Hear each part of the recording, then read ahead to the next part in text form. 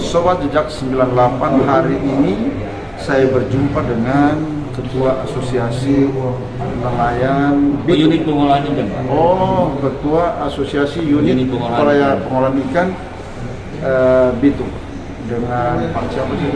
Basmi Said. Pak siapa? Basmi Said. Pak Basmi Said. Oke, selamat siang Pak Basmi Said.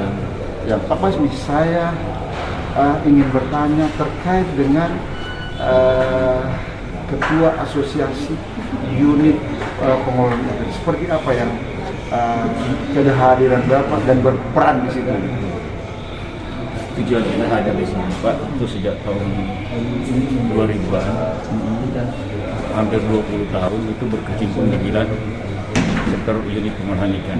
Kebetulan juga saya mantan salah satu direksi di perusahaan pengolahan ikan. Nah, saat ini memang tugas selama ini memang bagaimana membantu daripada unit-unit pengolahan.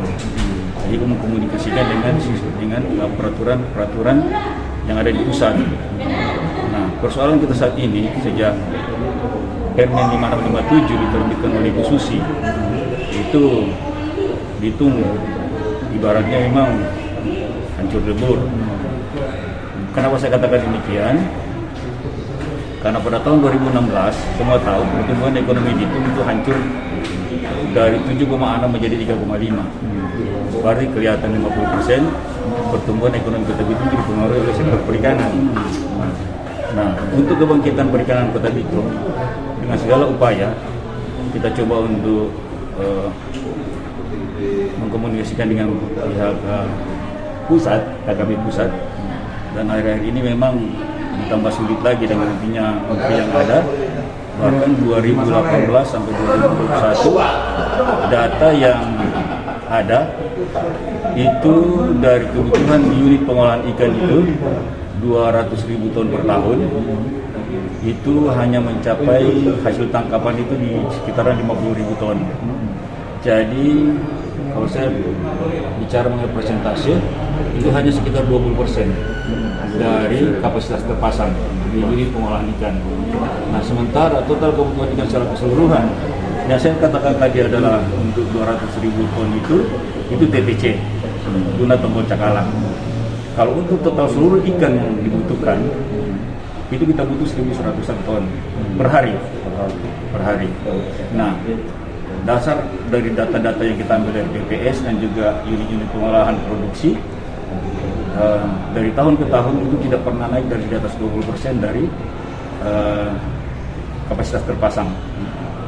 Kecuali pada tahun 2013-2014 itu pernah mencapai sekitar 67-70% dari kapasitas terpasang. Oke, Pak, saya kembali tanyakan terkait dengan sekarang adanya ketersediaan jumlah kapal yang kira-kira sekitar 1.300 kapal nelayan yang memang katanya sekitar 700-an lebih 70% dari total itu adalah di bawah GT30. Nah, apakah seluruh potensi ini terberdaya dalam rangka memenuhi kebutuhan terpasang tadi? Enggak, Pak. GT di bawah 30 itu dia hanya bekerja di wilayah WPP itu terbatas, wilayah penangkapan perikanan terbatas. Akibat permen tadi? Iya. Yang kita butuhkan adalah kapal-kapal di atas 30 GT. 30 GT atau kapal-kapal X asing atau kapal buatan asing beroperasi di Bitung, itu baru bisa mengembalikan kejayaan Bitung pada tahun 2013-2014. Oke, kalau kemudian orientasinya sekarang dalam untuk nelayan kecil, ya, kapasitas mereka, Bapak melihat bagaimana kehidupan mereka, kemudian hubungannya dengan permen tadi, serta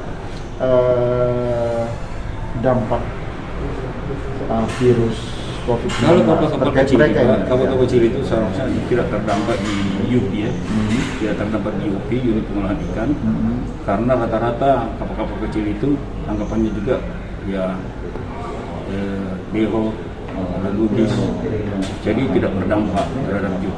Kalau UP itu kan industri. Jadi yang terdampak itu semuanya kapal-kapal besar, kapal-kapal yang seharusnya harus kita bicarakan terus dan menerus. Yang kita angkat ini bukan ikan, tetapi TTC, tuna tombol cakalang. Itulah kekuatan ekonomi yang ada di Bitung. Oh, artinya memang potensi yang mendukung bergulirnya roda ekonomi di situ itu lebih itu karena dengan kemampuan tadi yang katakan bahwa 50% merupakan sumber dari perikanan. Itu yang menjadi problem. Iya, sampai sekarang. Oke. Tapi kemarin juga kita sempat diskusi dengan Pak Dirjen.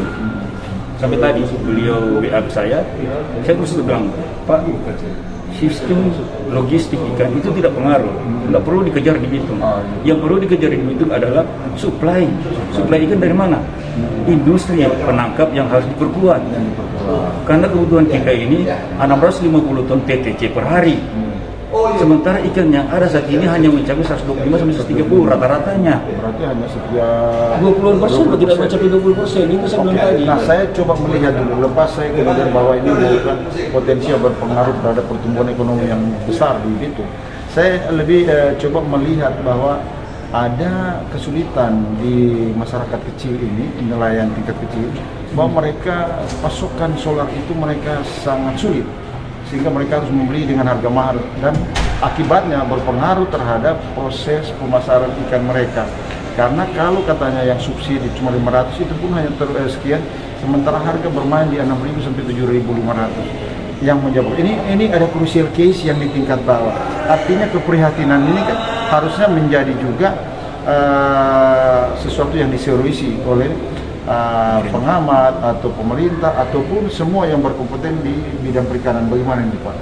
Terus terang saya bilang, kalau untuk sistem kuota saya belum terlalu paham berapa besar, berapa jumlah nelayan kecil yang harus disubsidi dengan kuota solar itu. Terus terang saya minta maaf, saya tidak bisa jawab, karena memang kalau melihat hal yang sesungguhnya memang wajib lah kita untuk subsidi, memberdayakan nelayan kecil.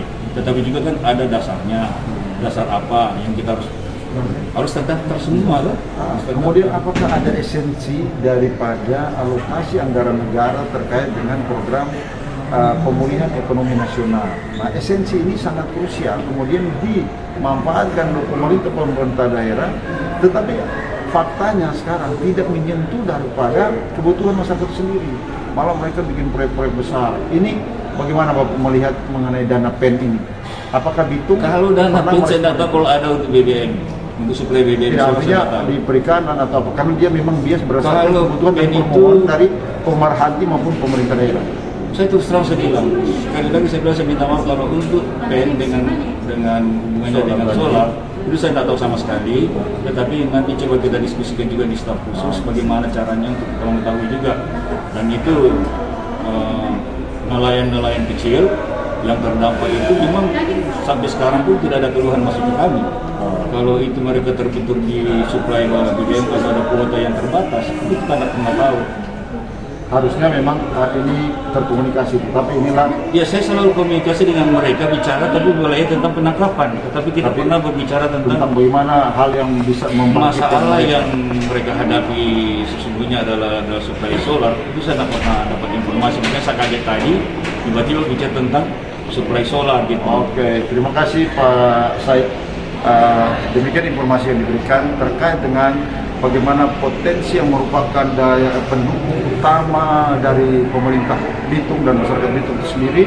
Kemudian ada hal yang krusial juga di tingkat nelayan yang kecil, tetapi ini belum menjadi perhatian atau bahkan belum diperoleh informasi sejauh mana yang mereka alami oleh Pak Said dan pemerhati perikanan Bitung lainnya. Kita tunggu informasi lebih lanjut. Demikian informasi saya dari Bitung. Oke, salam sehat.